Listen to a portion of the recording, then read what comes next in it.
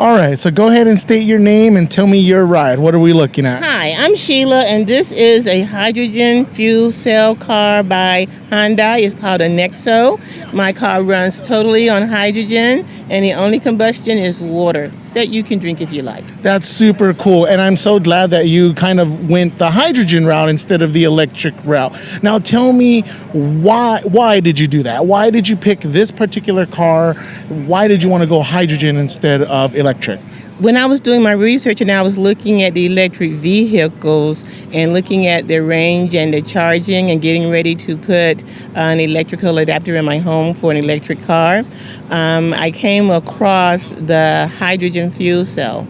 And I was like, wow, this has to be awesome. And when I went to actually see the car, it gases up just like a regular car. So that meant I didn't have to make any adaptations to my home. I don't have to wait a long time to get my car charged up. I just put my hydrogen in and go like I would do a regular vehicle. That's so awesome. Now tell me, you and I work at the same school district. We do our research. We're very educated in that sense.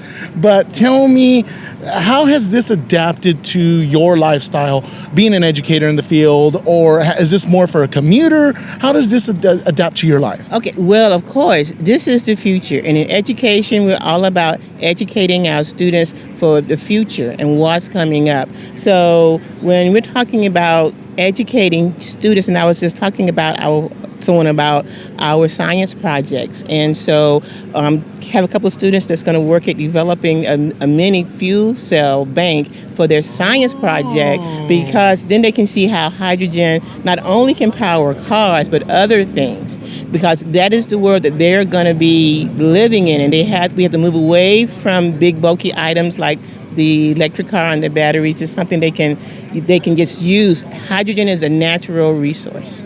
It's our most abundant, one of our most abundant.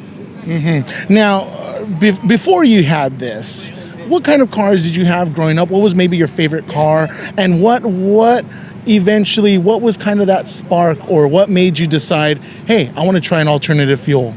Well, I had a Buick. My grandfather drove a Buick, so I drove a Buick.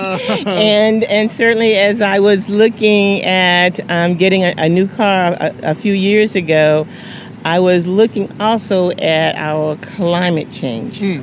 And so I said, if I'm going to get a new car, I want to get the best that they have, what's upcoming. And so then that is what I did. You fell in love with this.